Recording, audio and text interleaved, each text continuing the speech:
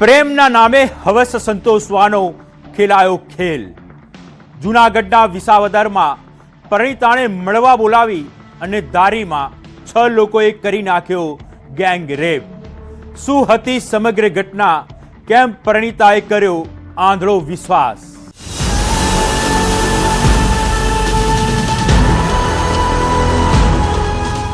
વિસાવદરની પરિણીતા સાથે પ્રેમમાં થયો મોટો દગો।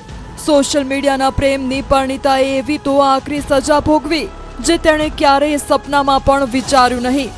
વિસાવદરની એક પરિણીતા જે એકલવાયું જીવન વિતાવતી હતી, છૂટાછેડા થયેલી પરિણીતાને સોશિયલ મીડિયામાં મળ્યો વિપુલ। બંને વચ્ચે પહેલા તો સારી વાતો થતી। જીવન સાથીની શોધમાં પરિણીતાને વિપુલમાં પોતાનો પ્રેમ જોવા મળ્યો। બંને વચ્ચેની વાતો પ્રેમમાં પરિણમી। સાથે રહેવાના વાયદા આપવામાં આવ્યા અને એક દિવસ વિપુલની હવસનો કીડો જાગ્યો। તેણે પરિણીતાને મળવા રાત્રે 9 વાગ્યે વિસાવદર બસ સ્ટેન્ડે બોલાવી। વિપુલનો ઈરાદો કંઈક અલગ હતો। પહેલાથી પ્લાન પ્રમાણે અન્ય 5 શખ્સો પણ વિપુલના પ્લાનમાં જોડાયા। કોલ મુજબ પરિણીતા વિસાવદર બસ સ્ટેન્ડ રાત્રે પહોંચી ત્યાં પહેલાથી જ વિપુલ હાજર હતો। બાઇક લઈને આવેલા વિપુલે પરિણીતાને બાઇક પર બેસાડી ધારી બાજુ જવાનું શરૂ કર્યું તો પરિણીતાએ વિરોધ કર્યો। વિપુલે ધમકી આપી પરિણીતાને બળજબરીપૂર્વક ધારીના મોણવેલ ગામની સીમમાં લઈ ગયો। અવાવરૂ જગ્યા પર પરિણીતાને લઈ ગયો જ્યાં પહેલાથી જ 5 શખ્સો હાજર હતા। બસ પછી શું? વિપુલ ગોહેલ સહિતના 6 શખ્સોએ પરિણીતા પર સામૂહિક દુષ્કર્મ આચર્યું હતું। પરિણીતા કંઈ સમજી શકી નહીં। 2 દિવસ ગોંધી રાખી વારંવાર તેના પર કુકર્મ થતું રહ્યું। વિપુલ ગોહિલના સંપર્કમાં હોય, ફેસબુકના માધ્યમથી એકબીજાના સંપર્કમાં આવેલા, ત્યારબાદ નંબરની આપ-લે થયેલી અને આ આરોપીએ તેને વિસાવદર મળવા બોલાવતા આ જે પરિણીતા છે તે વિસાવદર બસ સ્ટેશન પાસે પહોંચેલી। ત્યારબાદ આ આરોપી બાઇક લઈને ત્યાં ગયેલો અને તેને ધારી તરફ જતા રસ્તા પર બાઇકમાં બેસાડીને લઈ જઈ રહ્યો હોય તેવા સમયે આ પરિણીતાએ વિરોધ કરેલો કે બંનેને મળવાની વાત વિસાવદર થયેલી અને ક્યાં લઈ જાય છે। તો આરોપીએ તેને ધમકી આપેલી અને તેનું અપહરણ કરી ધારી તાલુકાના મોણવેલ ગામની સીમમાં લઈ ગયેલો જ્યાં પહેલેથી અન્ય 5 શખ્સો હાજર હતા। આ તમામ 6 આરોપીઓએ 12 માર્ચ અને 13 માર્ચની રાત્રિ દરમિયાન આ છૂટાછેડા થયેલી ભોગ બનનાર જે પરિણીતા છે તેમના સાથે તેની મરજી વિરુદ્ધ શરીર સંબંધ બાંધેલા। ત્યારબાદ આ આરોપી નંબર 1 વિપુલ ગોહિલ છે તે ફરજ તેને છે વિસાવદર મૂકી આવેલો। આરોપીઓમાં આ ઘટના બાદ આરોપી વિપુલે પરિણીતાને ફરી વિસાવદર છોડી ગયો હતો। આ ઘટનાથી હેપતાઈ ગયેલી પરિણીતાએ વિપુલ ગોહિલ સહિતના 6 શખ્સો વિરુદ્ધ અપહરણ, દુષ્કર્મ અને એટ્રોસિટી હેઠળ ફરિયાદ નોંધાવી। જો કે પોલીસે પણ ઘટનામાં જરા પણ રાહ જોયા વગર ગણતરીના સમયમાં તમામ આરોપીઓને ઝડપી લીધા હતા। આરોપીઓને કોર્ટમાં રજૂ કરવામાં આવ્યા હતા અને 3 દિવસના રિમાન્ડ મંજૂર થયા હતા। આમ સોશિયલ મીડિયાના એક પ્રેમે પરિણીતાની જિંદગી વેરવિખેર કરી નાખી। અમાર બખાએ, ન્યૂઝ 18 ગુજરાતી, જૂનાગઢ। સુરતમાં રક્ષક જ બન્યો ભક્ષક। પરિણીતાને પ્રેમ જાળમાં ફસાવી લૂંટી લીધી આબરૂ તો બ્લેકમેઇલ કરીને લાખો રૂપિયા પણ પડાવી લીધા।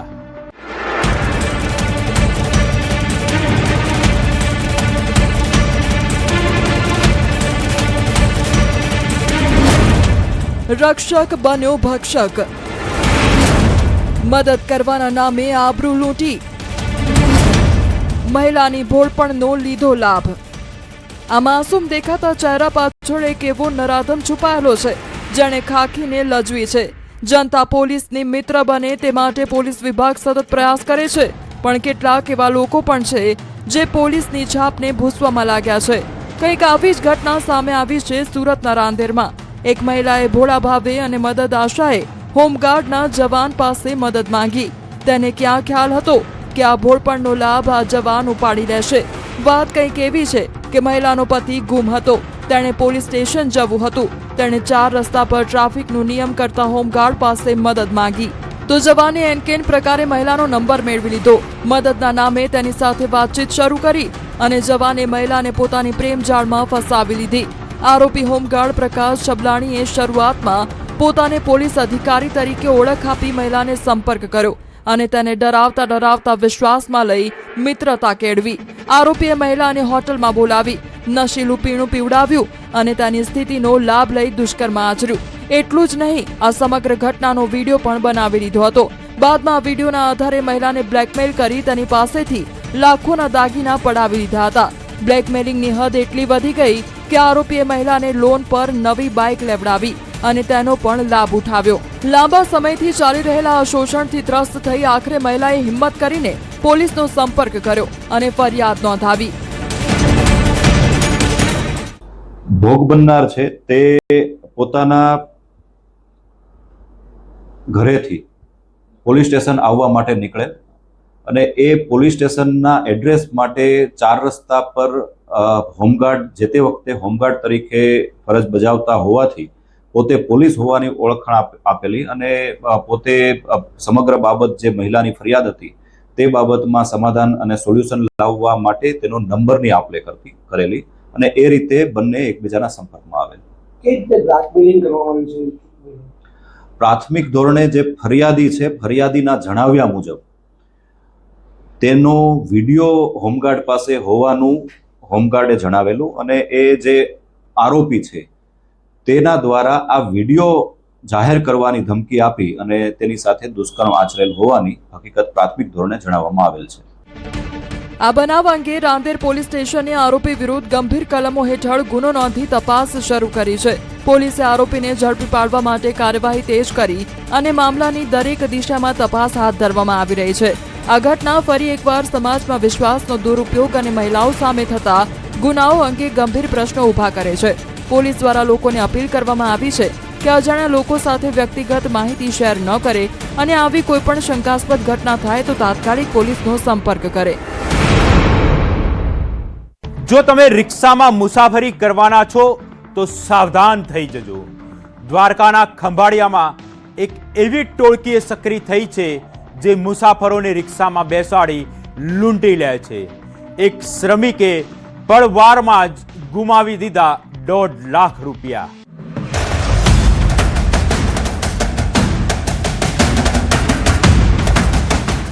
જો તમે એવું વિચારતા હોવ કે રિક્ષા તમારા માટે સૌથી સુરક્ષિત છે તો જરા ચેતી જજો. હવે મુસાફરના સ્વાંગમાં આવેલી ટોળકી તમને લૂંટી લેવા પહેલાથી જ ટાંપીને બેઠી છે. કંઈક આવો જ કિસ્સો સામે આવ્યો છે દ્વારકાના ખંભાળિયામાં, જ્યાં એક શ્રમિક 1.5 લાખમાં ઉતરી ગયો. ઘટના કંઈક એવી છે કે ખંભાળિયામાં ખેતમજૂરી માટે આવેલા શ્રમિક સાથે વિચિત્ર પ્રકારે છેતરપિંડી થઈ. આ શ્રમિક પોતાના પુત્ર સાથે ખંભાળિયાના સલાયા ફાટક પાસેથી એક રિક્ષામાં બેઠા હતા.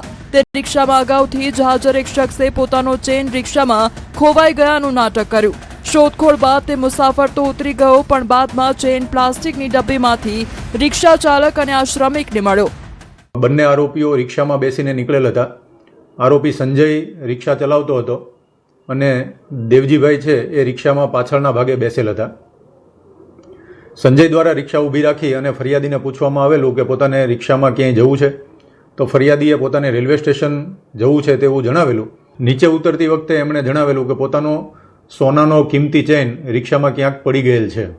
ત્યારબાદ આરોપી સંજય દ્વારા થોડીવાર આ ચેન શોધવા માટેનું નાટક કરવામાં આવેલું અને ચેન રિક્ષામાં નહીં હોવાનું જણાવેલું. ત્યારબાદ દેવજીભાઈ જતા રહેલા. તેનો ભાગ પાડી માંડવલી કરી લેવાની લાલચ બતાવી રિક્ષા ચાલકે આ શ્રમિક પાસેથી ચાંદીનું કડું, મોબાઈલ, રોકડ મળી રૂપિયા 40,900 પડાવી લઈ ફરાર થઈ ગયા હતા. રિક્ષા ચાલક તથા ઈશ્વરભાઈએ આ ચેન વેચીને તેમાંથી ઉપજેલી રકમનો ભાગ પાડી લેવાનું નક્કી કર્યું હતું, પરંતુ શ્રમિકને લાલચ જાગતા તેણે ચેન પોતાની પાસે રાખવાનું રિક્ષા ચાલકને જણાવ્યું. ચેન છે એ આપણે પહેલા પેસેન્જર ઉતરી ગયા એને પરત નથી આપવો, પરંતુ આપણે બંને આ ચેન વેચી લઈએ, જેથી ફરિયાદી એ બાબતે સંમત થઈ ગયેલા. ત્યારબાદ આરોપી સંજય દ્વારા ફરિયાદીને એવું જણાવવામાં આવેલું કે આ ચેન હું રાખું તેના બદલે તમને 80,000 રૂપિયા હું આપીશ. આવી રીતે સોનાનો ચેન પોતાને મળી જશે તેવી લાલચમાં આવી ગયેલા ઈશ્વરભાઈએ ઘરેથી પૈસા લઈ આવવું તેમ રિક્ષા ચાલકને જણાવ્યું, પરંતુ શ્રમિક ચેન લઈને ભાગી જશે તો એવી શંકા ઉપજાવતા ઈશ્વરભાઈએ ચેન પોતાની પાસે રાખી અને હાથમાં પહેરેલું 150 ગ્રામનું ચાંદીનું કડું, 900 રોકડા તથા 5,000ની કિંમતનો મોબાઈલ રાખવા અને પૈસા લઈને આવવું, ત્યારે આ વસ્તુ પાછી આપી દેવાનું કહ્યું હતું. તેથી રિક્ષા ચાલક માની ગયો હતો. શ્રમિક જેવો જ પૈસા લેવા ગયો કે રિક્ષા ચાલક ફરાર થઈ ગયો હતો.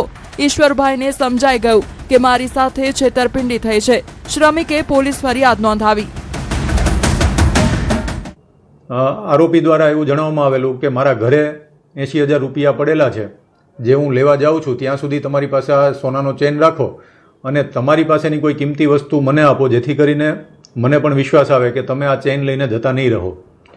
જેથી દેવજી ફરિયાદી દ્વારા આ આરોપી સંજયને પોતાનું 150 ગ્રામનું ચાંદીનું કડું, પોતાનો એક મોબાઈલ તેમજ 900 રૂપિયા રોકડા આપવામાં આવેલા, જે લઈ અને આરોપી સંજય જતો રહેલો. ગુનાની ગંભીરતા જોઈને દેવભૂમિ દ્વારકા પોલીસ દ્વારા તપાસનો ધમધમાટ શરૂ કર્યો હતો. ટેકનિકલ સર્વેલન્સ અને હ્યુમન સોર્સની મદદથી એલસીબીને મોટી સફળતા મળી છે અને પોલીસે ખંભાળિયાના સલાહ 4 રસ્તા પાસેથી 2 રીઢા ગુનેગારોને ઝડપી પાડ્યા. સંજય શંકરભાઈ રાજાણી અને દેવજી ઠાકરસિંહભાઈ નસીતને ઝડપી લીધા છે. પોલીસે આરોપીઓ પાસેથી કુલ રૂપિયા 1,46,960નો મુદ્દામાલ જપ્ત કર્યો છે, જેમાં ગુનામાં વપરાયેલી રિક્ષા, ચાંદીનું કડું અને મોબાઈલ ફોનનો સમાવેશ થાય છે. આમ મુસાફરોને સરળતાથી લૂંટવામાં હવે ચોર ટોળકી રિક્ષાનો સહારો લેવા લાગ્યા છે. મુકુંદ મોકરિયા, દેવભૂમિ દ્વારકા, ન્યૂઝ 18 ગુજરાતી.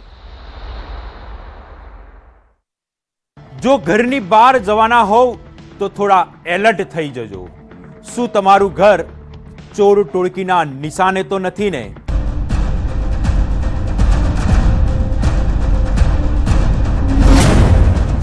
મુંબઈમાં ઘરફોડ ચોરી, એક જ રાતમાં 12 લાખ લૂંટી લીધા, પણ સુરત પોલીસથી બચી ન શક્યા. મુંબઈના દહાણુમાં એક રાતમાં 2 ઘરફોડ ચોરી કરી પોલીસની ઊંઘ ઉડાડી દેનાર શાतिर ચોર આખરે સુરત પોલીસના હાથે ચડી ગયા.